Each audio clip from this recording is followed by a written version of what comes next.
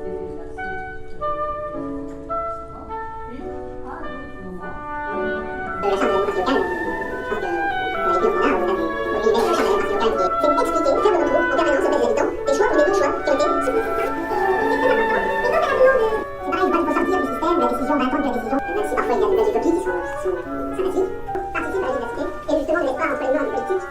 vais intervenir en tant qu'habitante grenobloise.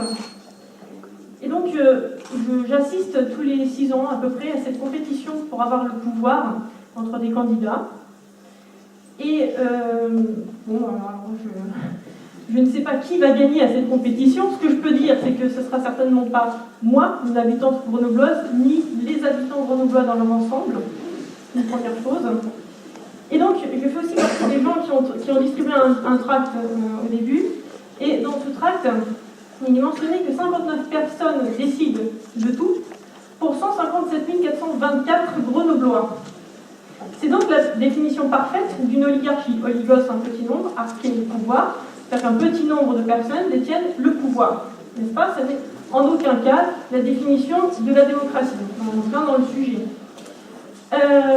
Et donc, on attend des candidats, des gens qui veulent participer à des courses pour le pouvoir, qui remettent en cause, on parle de démocratie, qui remettent en cause le système actuel. Ce qui me semble être une grave erreur, parce que c'est précisément grâce à ce système qu'ils vivent. Donc si on le faisait, je pense qu'il y aurait beaucoup de chômage chez les élus. Donc, une deuxième remarque, finalement, c'est qui connaît les élus? Qui connaît les candidats? À part leur avoir parfois serré la main, parlé 10-15 minutes, et puis à travers le prisme des médias, évidemment, donc la radio, la télé, etc., on les connaît très peu, finalement.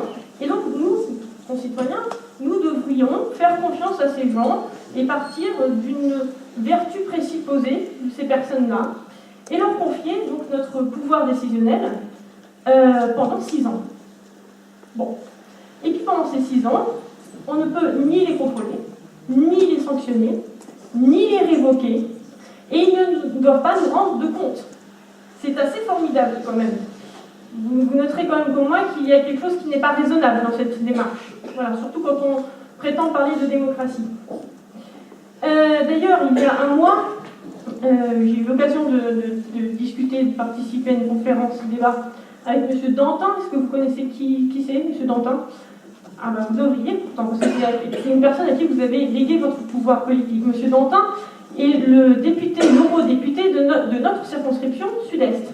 Il a tellement une grosse tête qu'il lui faut 2 casquettes. Donc il est aussi élu local à Chambéry. Et ce monsieur nous a dit droit dans les yeux que la seule sanction dont disposaient les citoyens envers leurs élus, c'était de ne pas les réélire. Ben voyons. Ça c'est bien drôle, hein. C'est drôle 2 minutes, mais c'est pas drôle pendant 6 ans par contre. Vous voyez, si c'est ça le seul pouvoir qui nous reste à nous citoyens, comment peut-on oser parler de démocratie?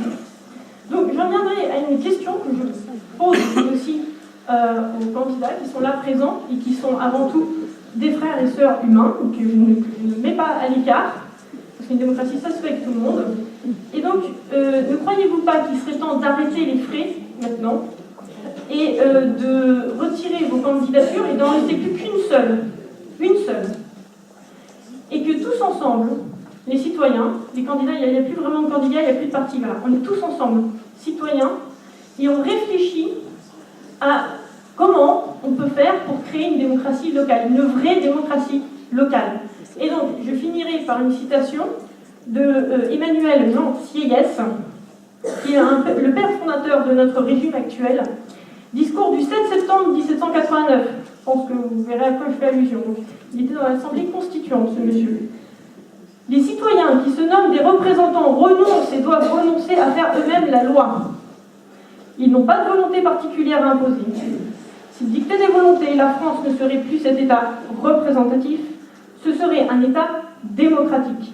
Le peuple, je le répète, dans un pays qui n'est pas une démocratie, et la France ne saurait l'être, le peuple ne peut parler, ne peut agir que par ses représentants.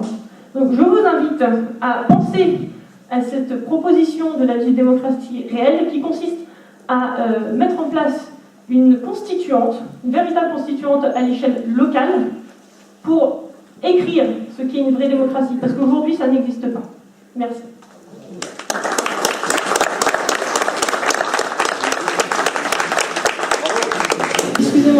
interrompre. Il me semble que cette question est au contraire extrêmement importante et je vous demanderai vraiment de la poser. En tout cas, si un citoyen a voulu la poser, je ne vois pas de raison de mettre cette question de côté et surtout qu'elle me paraît à moi essentielle. J'y répondrai avec grand plaisir. Allez, si vous voulez, si vous pensez que vous pouvez la poser en 30 secondes, expliquer ce que c'est, l'avantage que ça aurait, ça me semble très compliqué et impératif. Je veux bien le faire. C'est quand vous voulez. Sur quoi? Donc les limites, ben, faisons-le tout de suite. D'accord.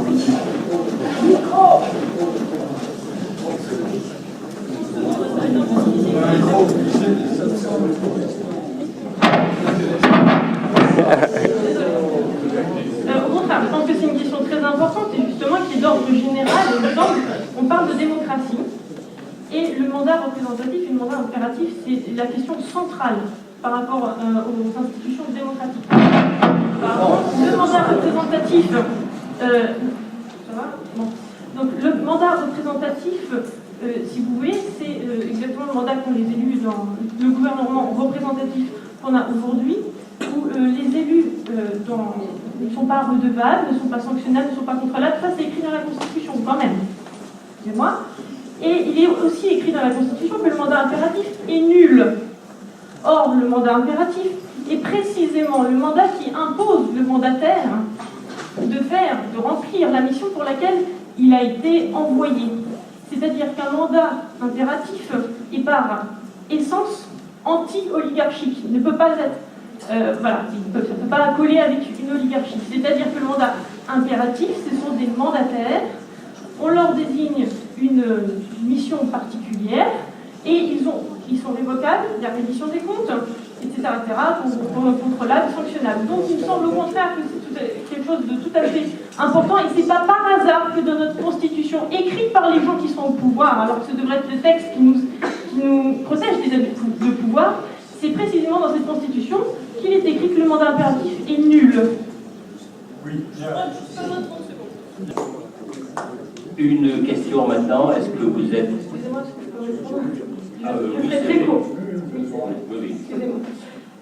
J'entends ces messieurs se poser la question de la légitimité de 3% ou 10% de la population pour ne serait-ce qu'aborder un sujet et pouvoir débattre de ce sujet. Mais quelle est la légitimité de 0,037% de la population, soit 59 et 59 élus, pour trancher de cette question? Je pense que la question se pose quand même. Ça, c'est la première chose. J'entends aussi beaucoup parler de confiance. Alors, encore une fois, faire confiance à des représentants qui sont élus pour 6 ans et qui décident de tout à notre place, parce qu'une fois qu'on a mis le bulletin de vote dans l'urne, on ne peut plus rien décider, on lègue notre pouvoir politique décisionnel aux représentants, et par le marché, je le répète, ils ne sont pas sanctionnables. Voilà, ils ne sont pas révocables non plus. Et ça, ce n'est pas écrit, je tiens à le dire, parce que j'ai aussi entendu parler aussi de révocabilité. C'est très bien, mais moi, je ne vous fais pas confiance. Je suis désolée, pas vous personnellement, mais je ne fais pas confiance tout simplement parce que je me méfie des gens à qui je donne du pouvoir. C'est le principe démocratique, c'est-à-dire qu'il ne faut pas être aveugle et donner son pouvoir comme ça à tout va. Et j'en reviens sur un texte qui est très important, qui est nommé la Constitution. C'est dans cette Constitution qu'on peut décider de la nature des mandats, mandat impératif, mandat représentatif. C'est dans cette Constitution qu'on doit pouvoir écrire à partir de combien de pourcentage de la population on peut mettre une question sur le feu. Et c'est aussi